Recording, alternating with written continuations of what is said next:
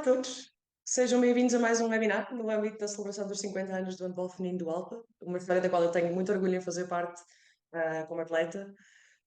O tema deste webinar é o olhar da arbitragem no handball feminino. O meu nome é Adriana Jorge e vou estar à conversa com alguém que, enquanto mulher, antiga jogadora e árbitra de handball, conhece em primeira mão as vivências da arbitragem, de alto nível, os seus desafios. Essa pessoa, portanto, a nossa convidada de hoje é a Flávia Santos, que, à sua extensa formação em nutrição e alimentação, junta também o fantástico currículo de mais de 10 anos na arbitragem, que conta com duas supertaças, duas Final Four taças de Portugal, finais dos Jogos do Mediterrâneo, finais dos Campeonatos Europeus Universitários. Flávia, bem-vinda, obrigada por te juntares. Mais alguma coisa queiras acrescentar sobre ti?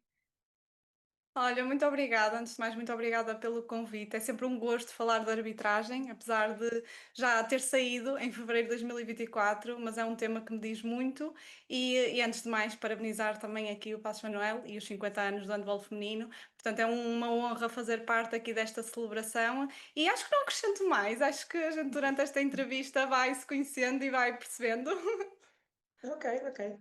Então, vou começar se calhar por perguntar se te lembras do teu primeiro jogo como árbitra. Como é que foi? Tens memórias desse jogo? Olha, tenho. Eu fui parar a arbitragem um bocadinho aos pontapés, não é? Eu era jogadora, portanto, eu joguei no Colégio de Gaia durante 10 anos, mais de 10 anos, fiz o meu percurso todo como jogadora no Colégio de Gaia, portanto, Bambi, Mini, nem sei se agora isso existe, não é? Mas fui Bambi. Depois passei por todos os escalões até que cheguei a sénior e abandonei como jogadora, não é? E fui para a arbitragem assim um bocadinho aos pontapés e acho que, não sei, mas eu conheço poucas pessoas que dizem eu quero ser árbitra. E efetivamente na altura era obrigatório, pelo menos na Associação de Handball do Porto, onde eu sempre pertenci, era obrigatório os clubes enviarem jogadoras para fazer a formação de árbitros e eu fui, assim, pronto, quase como vai, tens que fazer. Ok. E depois aquilo já foi no final da época de 2012, depois quando dá início à época 2012-2013, convidaram-me para eu ir às reuniões da Associação de Handball do Porto, da arbitragem, que até hoje se fazem à segunda-feira, e eu fui um bocadinho sem pensar. Nunca pensei que ia chegar ao meu primeiro jogo, sinceramente. Mas cheguei, fui nomeada, entrei completamente em pânico. Lembro-me até hoje que foi iniciadas femininas em festa São Félix, lembro perfeitamente do jogo. Eu detestei o jogo. O meu, não é o meu papel, não foi o jogo em si. O jogo em si eu nem me lembro muito bem. Eu sei que estava completamente em pânico. Lembro-me que não sabia o que é que andava lá no meio a fazer. Lembro-me que foi um árbitro, Rui Rodrigues, mais experiente, obviamente, que foi comigo, e que há uma altura do jogo que ele me diz: Olha, agora é a altura de dares amarelo. E eu tiro do cartão, sai o vermelho, cai-me o cartão ao chão e eu estou ali super envergonhada. As miúdas sabiam de handball mais que eu de repente e eu já tinha jogado durante 10 anos. Então, olha, o meu primeiro jogo foi um desastre. Não sei porque é que eu fiquei, portanto, se me vais fazer essa pergunta, não me faças porque eu não faço ideia porque é que continuei, porque eu não gostei. Mas pronto, olha, fui continuando, não sei, sadomasoquista, não faço ideia. Consigo imaginar o caos, né? Aquele nervosismo todo, depois as coisas correm sempre mal e tu não queres e a coisa fica sempre muito confusa. E sentiste nessa altura, sei lá, que não estavas preparada ou que havia julgamento das pessoas no jogo em relação ao que tu estavas a fazer, à tua prestação enquanto árbitra? Ai, totalmente. Eu costumo dizer que um árbitro só pode dizer que é árbitro depois do primeiro ano. Porque aquele primeiro ano ninguém nos conhece, nós não conhecemos ninguém, nós não sabemos assim tão bem as regras enquanto jogadores, muito menos aplicá-las. É realmente um caos, ninguém está preparado e esse ano coloca-nos à prova, é a nossa estrada de provas. Então, por isso é que eu digo que só quando se passa o primeiro ano de arbitragem é que se pode dizer que é um árbitro, porque realmente são situações mesmo muito que uma pessoa no dia a dia não lida, não é? Com pessoas, com situações, e nós não estamos preparadas, não há como. Acho que só passando pelo processo é que nós vamos nos preparando. Faz sentido, faz sentido. E ao final desse ano, e durante esse ano, sentiste que se calhar as pessoas olhavam para ti de maneira diferente por seres mulher na arbitragem? Não sei quem é que seria a tua dupla na altura, se tinhas uma dupla fixa, se também seria uma mulher. Sentiste resistência da parte de colegas árbitros ou treinadores. Portanto, nesse primeiro ano em que estás a assumir como árbitra, como é que lidar com isso? Sim, eu acho que durante o meu percurso de 12 anos de arbitragem, eu entrei numa fase em que havia muito poucas árbitras mulheres mesmo. Havia a dupla das irmãs Sás, que na altura já eram árbitras. Havia, na altura, a minha referência, a Ana Silvia e a Ana Afonso, que havia mais uma dupla feminina que foi até que me incentivou mais a ir para a arbitragem, que era a Bárbara e a Juliana, e mais uma outra dupla pelo resto do país, portanto, isto árbitras no norte, era onde até tínhamos mais, não é? Três duplas, e depois havia mais uma outra no resto do país, assim, e que até acho que eram mistas, nem sequer eram duplas femininas. Então não era muito normal ver árbitras em jogo. Portanto, eu entrei nessa fase e sinto que durante o meu percurso foi cada vez mais normalizado começarem a entrar mulheres e a ser mulheres a arbitrar. Mas sim, durante o meu percurso eu percebi que não era normal e foi muito engraçado, porque quando eu comecei a arbitrar, principalmente a primeira divisão masculina, e é assim, eu tenho 1,57 m, não é? Online não dá para perceber, mas eu tenho 1,57 m. Uma catraia eu acho que cheguei à primeira divisão masculina com 20, acho que o meu primeiro jogo eu devia ter uns 23, 24, por aí. Então, duas catraias. A Sara é mais nova que eu, que era a minha dupla. Estavas-me a perguntar se tive dupla fixa. Tive três duplas, portanto, uma desistiu logo no início, depois tive outra durante ali alguns anos, a minha Ercília, que fiz com ela um bonito percurso, e depois, onde eu tive mais tempo, foi com a Sara, a minha última dupla, que foi onde traçamos mais caminho. E a Sara é mais nova que eu, 3 anos, então se eu comecei a arbitrar o masculino, a primeira divisão masculina, com 24, ela devia ter 21. Então imaginem, duas catraias, ela é mais alta que eu, tinha essa vantagem, mas duas catraias miúdas, jovens, a aparecer num jogo de primeira divisão masculina, nitidamente os jogadores, muitos deles tinham mais anos de handball do que eu de vida, não é? Claro que há essa resistência, claro que sim, não é? Que estas duas catraias agora vêm aqui dizer, mandar, gerir, como assim há essa resistência. Claro que ao longo do tempo vamos conhecendo as pessoas vão nos conhecendo, vamos mostrando, não é? O nosso trabalho e o nosso valor, e isso começa a ser menor. Mas há sempre essa resistência, não só como mulher, porque não era normal, mas também porque começamos muito jovens. E nessas situações, como é que tu conquistavas o respeito dentro de campo, portanto, desses jogadores mais velhos, mais experientes, desse meio só praticamente com homens, não é? Nos bancos também, como é que geriam isso? Olha, a questão do respeito é uma questão muito interessante que eu vou falar da minha experiência, obviamente, não é? Eu também vi isto a acontecer com outros árbitros, mas obviamente falando só da minha experiência é aquela que eu posso falar. Eu acho que nós passamos por um processo muito interessante na conquista do respeito. Em primeiro lugar, aquela célebre frase que respeito conquista-se com respeito. Mas não é fácil na prática. E o que é isto e de onde é que vem este respeito? Então, nós acabamos por, numa fase inicial em que não somos conhecidos, não conhecemos ninguém, em que não sabemos as regras, estamos ali numa posição super desconfortável, nós caímos no erro, ou não erro, se calhar é mesmo faz parte do processo, em que vestimos uma máscara, uma capa de total arrogância, em que eu agora estou aqui, eu faço, eu posso, eu mando e tu só obedeces. E caímos neste erro. E se não temos a capacidade de olhar para dentro, de fazer esta introspectiva, esta reflexão e de perceber que estamos vestidos de ego e que isto não nos vai levar a lado nenhum, então não passamos para o próximo passo. E o próximo passo na conquista do respeito é chegamos a uma fase, ou pelo menos eu cheguei, em que eu queria forçar. Eu acho que isto é para a vida, eu acho que nós todos passamos por isto em algumas áreas, ou no geral, que é nós queremos à força toda que os outros entendam o nosso lado. Então nós esforçamos que eles percebam o nosso papel, a nossa função, e eu quero ao máximo que eles entendam que eu não estou num papel fácil.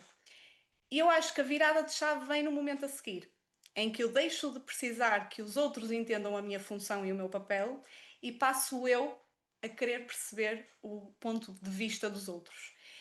E quando eu compreendo, e aqui vem um lugar de empatia, quando eu compreendo que aquele treinador prescindiu de 4 jantares em família durante a semana para estar ali a preparar a equipa para aquele jogo do fim de semana, que tirou aquele dia para estar ali e que é frustrante se não estiver a correr bem. É ainda mais frustrante se não estiver a correr bem por minha causa. E aí nós ganhamos o respeito num lugar de empatia. Eu consigo perceber o porquê daquela reação, eu consigo perceber todo o tempo que aquele treinador investiu, e no handball nós sabemos que muitas vezes muito mal remunerado, e quem diz treinador diz jogador também, o tempo que investiu durante toda a semana para aquele jogo que se calhar não nos está a correr bem e que se calhar também não me está a correr bem a mim e que ainda mais frustrante é. Portanto, acho que o respeito aí vem desta empatia e isso é inevitável. E outra coisa é termos um limite bem claro. E eu lembro-me que eu e a Sara tínhamos muitas conversas de como é que nós vamos conquistar este respeito, como é que nós queremos ser vistas durante as nossas viagens, longas viagens para os jogos, e muitas vezes sentávamos e falávamos sobre isto e nós arranjámos uma estratégia que era, ao longo do nosso percurso, íamos fazendo novos escalões, novas equipas, ninguém nos conhecia, então nós tínhamos um limite e era preciso que as pessoas entendessem esse limite, e esse limite numa fase inicial era um bocadinho mais fechado, e depois ao longo do tempo, ou seja, para as pessoas perceberem que nós não tínhamos problemas em sancionar se tivéssemos que sancionar, ok? Mas depois ao longo do tempo, com o conhecimento das pessoas, com a confiança, se calhar abrir um bocadinho este leque. Ou não, porque havia pessoas que não dava para falar, que não dava para debater e que nós tínhamos mesmo que sancionar. Havia pessoas que nós conseguimos conversar o jogo todo, conseguíamos debater e nunca precisávamos de sancionar. Mas é importante esse limite. E nós sempre definimos que até ao limite, epá, nós somos umas porreiraças. Nós divertimos-nos, nós falamos, nós brincamos, pá, até ali está tudo certo. A partir do momento em que passa ou calca o limite, como nós costumávamos dizer, nós já estamos a rosnar. Aqui é o nosso limite. E isto é preciso ser claro. Agora tens uma escolha: ou passas o limite e vais ver o outro lado, e esse lado não é bom, ou então regressas. E nós costumávamos dizer: nós somos boas a ser boas, mas nós também somos muito boas a ser más. Então, acho que no final conquista-se o respeito com empatia e limites claros. Ou pelo menos para nós foi o que funcionou e é a minha perspectiva. Hum, E sentes que tinhas que mudar esse limite se estivesses a fazer um jogo de femininos ou um jogo de masculinos? Sentes que era diferente a abordagem? Ah, sim. Sim, sinto, claramente sinto. Como mulher, eu sinto que não só era diferente o limite, a tolerância de jogadores masculinos e jogadores masculinos para connosco, mulheres, e ao contrário, também eu tinha que me adaptar a um jogo masculino e a um jogo feminino. Em primeiro lugar, eu sinto nitidamente que nós tínhamos muito mais tolerância se fosse homens. E eu tenho essa noção. Há coisas que disse, ou a forma como disse, que era impensável, completamente impensável dizer a uma mulher porque estamos de igual para igual, porque com o homem é diferente. Eu não sou muito apologista de nós somos iguais. Eu acho que nós temos e devemos de ter igualdade de oportunidades, mas homens e mulheres não são iguais, anatomicamente, hormonalmente, fisiologicamente, mentalmente, nós não somos iguais. E eu adaptava-me, e nós adaptávamos a isso, nós sentíamos que tínhamos uma certa tolerância, e houve situações nítidas em que eu sei que se fosse um homem a coisa não tinha corrido assim, e para mulheres, ao contrário, eu tinha que ter outro tipo de sensibilidade, outra forma, outro tom de falar, sem dúvida. Lembro-me que uma vez num jogo feminino, eu saí de um jogo masculino para um jogo feminino e parece que me esqueci de trocar o chip. E de repente sai-me um tom de voz como se eu estivesse a falar para um homem. E eu lembro que a jogadora olhou para mim com uma cara e eu pensei: oh, meu Deus, desculpa. E eu pedi imediatamente desculpa, porque aquilo para um homem é normal. E aliás, eu tinha que falar naquele tom para um homem, quando para uma mulher há que ter outra sensibilidade. Então, não só eu sentia que havia essa tolerância do outro lado, como eu também me tinha que adaptar face a masculino ou feminino. É giro estar a ouvir a tua perspectiva, porque, obviamente, como mulher que foi arbitrada a maior parte das vezes por homens e por duplas masculinas, eh, não sei se eles passam pelo mesmo processo de adaptação ou se agem da mesma maneira nas duas situações. Não faço ideia, portanto é muito curioso estar a ouvir a tua perspectiva. Tinhas preferência por fazer jogos masculinos ou jogos femininos? Tinha, mas tu tens que me deixar explicar. Tinha, e vou dizer, eu tinha preferência por fazer jogos masculinos. E a primeira justificação é porque, de uma forma geral, há mais contacto no feminino. É mais o jogo um para um, no masculino temos mais a força, temos mais remates de fora, então é normal, nós decidimos menos. Portanto, se decidimos menos, é mais fácil para nós arbitrar um masculino, não é? Há muito menos intervenções de uma forma geral. Mas, lá, sinceramente, o que é que acontece também? A verdade é que, primeiro, temos esta tolerância que eu sentia que era muito maior com os jogadores masculinos. Eu sentia que havia coisas, lá está, que eu sabia que podia dizer ali à vontade e da forma que quisesse, que era super diferente se fosse para uma mulher. E outra coisa, e não quero ser mal interpretada, mas as mulheres são muito astutas a fazer as coisas. E eu estava num jogo feminino e às vezes acontecia coisas e eu pensava assim: de onde é que isto veio?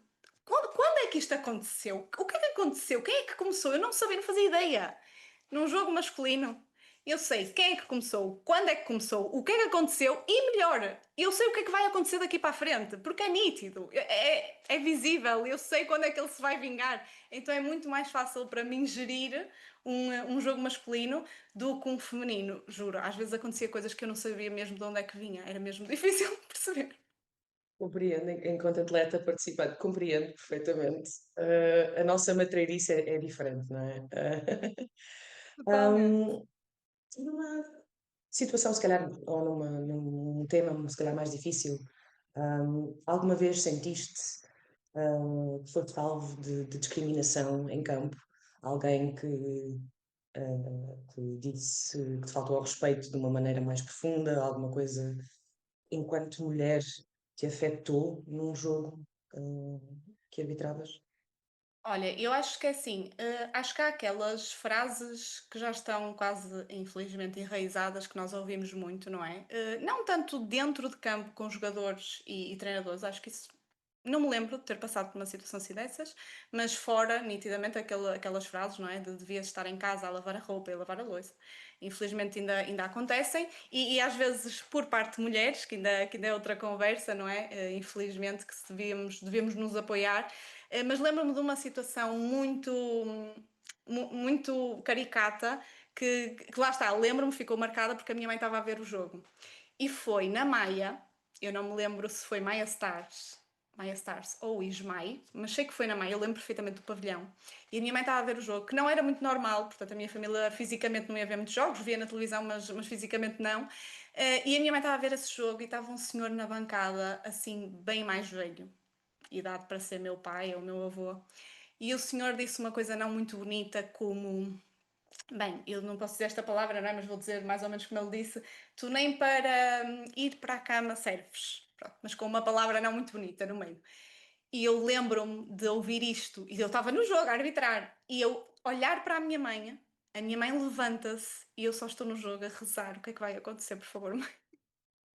E a minha mãe levanta-se, olha para o senhor, troca de lugar e senta-se. Eu pensei, porque realmente foi assim, foi um comentário nada feliz, não é? E ainda para mais com a minha mãe ali. Então lembro-me que esse comentário ficou-me para sempre na memória, até porque a minha mãe muitas vezes, quando falamos de arbitragem, ela lembra-se desse momento. E acho que foi assim o comentário mais feio que eu vi por parte assim de um senhor bem mais velho. É uma coisa horrorosa de ouvir, tu estás a fazer o teu trabalho e obviamente consegues ouvir sempre o que é que se passa nas bancadas. As pessoas berram para ti e tu tens que conseguir. Como é que pões isso para trás e continuas sem te deixar afetar a fazer o teu jogo?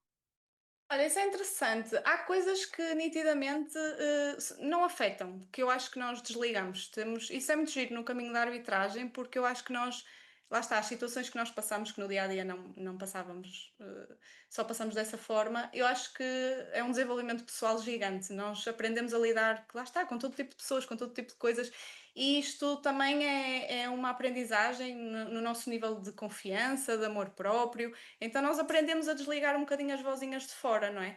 E quando é que isto mexe? E isto é muito giro, porque é tal e qual. Isto não mexe nem me afeta quando eu sei que estou a fazer um bom trabalho, quando eu sei que estou a fazer o meu melhor lá dentro. E o meu melhor não significa sem erros, porque é impossível 60 minutos eu não errar. Mas eu sei que estou a dar o meu melhor. Isto afeta quando eu sei que não estou no meu melhor. E quando eu não estou no meu melhor e alguém vem de fora e me diz e me relembra constantemente, aí a coisa muda de figura. Aí sim afeta muito, porque nós sabemos perfeitamente que aquilo é verdade. E depois não funciona como aos jogadores. Tipo, olha, troca, venha outro para cá. Não, pá, é lixado. E isto é o mais difícil na arbitragem. É depois de um erro nós conseguimos seguir e estar constantemente a ouvir que erramos. E então depois isto quase que se torna uma bola de neve.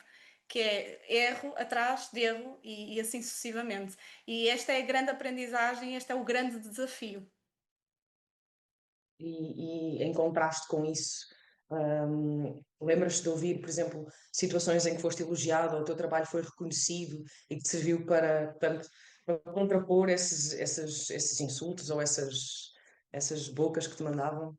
Tens assim Sim, na sim. memória alguma Olha, situação? agora estava-me a lembrar quando, indo buscar a pergunta anterior de comentários discriminatórios, e olha, aqui um comentário muito giro que me fizeram, que veio de um lugar totalmente de reconhecimento e de elogio, portanto, veio de um lugar nítido de amor, mas que a sua base, se nós formos a perceber, se calhar tem aqui uma base assim meio discriminatória, mas que não foi esse o intuito. Mas lembro perfeitamente de um comentário que uma treinadora chegou à nossa beira e fez e disse: Olha, o meu pai está na bancada e disse mesmo para vos dizer que vocês arbitram melhor que muitos homens. E assim, isto foi um elogio, no entanto, a base disto é, mas porquê? Nós, por sermos mulheres, não era suposto arbitrarmos bem, não era suposto arbitrarmos tão bem ou podermos arbitrar melhor que homens. A base disto está um bocadinho aqui, não é? Já nos diz qual é a nossa programação. Mas, sem dúvida, e o reconhecimento mais do que às vezes nos dizerem, é nós termos conseguido chegar onde chegamos, não é? E tão jovens termos conseguido arbitrar os jogos que arbitramos. Sem dúvida que a final dos Jogos do Mediterrâneo foi o jogo que eu senti mais reconhecimento. Isto tem uma história, nós chegamos, foi o nosso primeiro torneio internacional, nós chegamos duas catraias, mais uma vez, novitas, portuguesas ainda para mais, ali no meio de pessoas que já têm estaleca, e eu senti mesmo que nós fomos vistas como, pronto, são umas catraiazinhas que, pronto, vêm cá tentar a sua sorte, coitadinhas e pequeninas mesmo, e eu sinto que no primeiro jogo, quando toda a gente viu e que a seguir nos vieram perguntar como é que estava a correr o nosso percurso e como assim nunca ninguém tinha ouvido falar de nós e o que é que nós estávamos a fazer, e foi giro porque não foi só por isso e pelo reconhecimento e pelos parabéns, mas foi por todo o percurso e chegarmos ao fim e termos sido reconhecidas para arbitrar a final e sermos nomeadas para a final. E acho que no final é isso. E durante o nosso percurso eu senti muito que nós e felizmente, e saio com muito orgulho disso, de a maior parte dos pavilhões que nós chegávamos, nós éramos bem-vindas. E eu acho que isso é o maior reconhecimento, sabes? É nós chegarmos e não ser, pá, são estas outra vez. Não quer dizer que um ou outro isso não acontecesse, não é? Pronto, eu também não consigo agradar a toda a gente, ainda não é suposto, não é? Mas no final, de uma forma geral, esse é o maior reconhecimento. É eu chegar e dizer, fogo, que bom que são vocês hoje. Pá, isso enchia-nos o coração totalmente. Imagino, deve ser uma boa sensação os jogadores gostarem e quererem que vocês habitem os seus jogos e também as pessoas que estão, portanto, nas organizações, que darem-vos os jogos das finais e darem-vos esses jogos mais complicados, mais giros de fazer também para vocês, não é?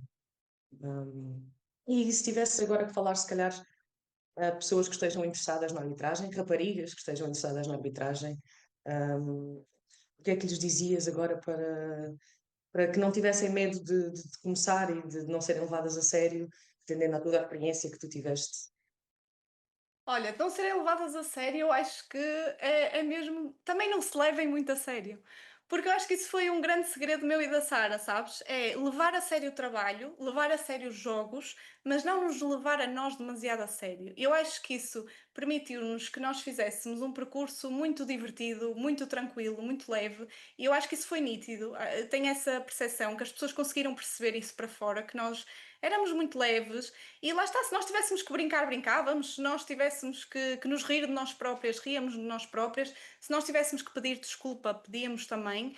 E eu acho que também é, pá, tentem, experimentem, porque no final vocês vão sair, eu digo mesmo, a arbitragem foi o meu melhor mestre a nível de evolução, desenvolvimento pessoal.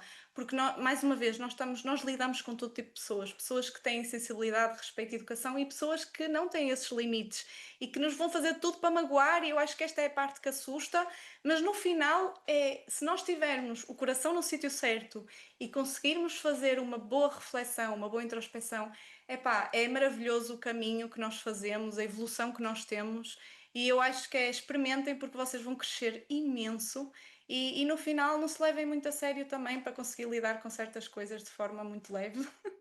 Vai ser giro, vai ser giro. Experimentem. Há coisas que não dá para, tipo, só experimentem. gostavas de ver mais árbitras, mais duplas femininas a arbitrar a grande nível, em Portugal e não só? E se achas que podia haver mais incentivos nessa área? Se está a faltar alguma coisa, se vos faltou algum apoio? Uh, Acho, quem me dera ver mais árbitras mulheres. Eu e a Sara sempre fomos uma. E houve jogadoras e jogadores que passaram por nós no seu percurso de jogador. E eu lembro-me, nós temos uma dupla que eles nos chamam de madrinhas, os nossos sobrinhos, porque nós passávamos por jogadores e dizíamos mesmo: olha, venham experimentar. Tipo, há jogadores que parece que têm. Tem lá qualquer coisa que, pá, tu vais ser um bom árbitro, tu vais ser uma boa árbitra, então anda. E sem dúvida eu gostava muito de ver.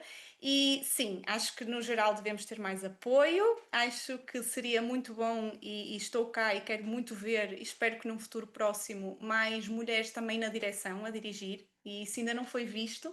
Eu acho que aí seria também uma mudança de jogo, uma virada, e as mulheres apoiarem mais mulheres. Acho que no fundo se as próprias mulheres vierem e chamarem outras mulheres e se unirem, eu acho que essa união, não é?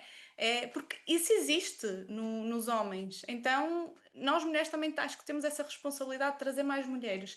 E depois, mais uma vez, não sendo eu apologista de homens e mulheres serem iguais, haver sim igualdade de oportunidades, mais uma vez, mas com equidade há coisas que vão ter que ser diferentes. Eu não posso, nos testes físicos da arbitragem, os meus 100% serem iguais aos 100% de um homem. Não dá. Fisiologicamente, nós não somos iguais.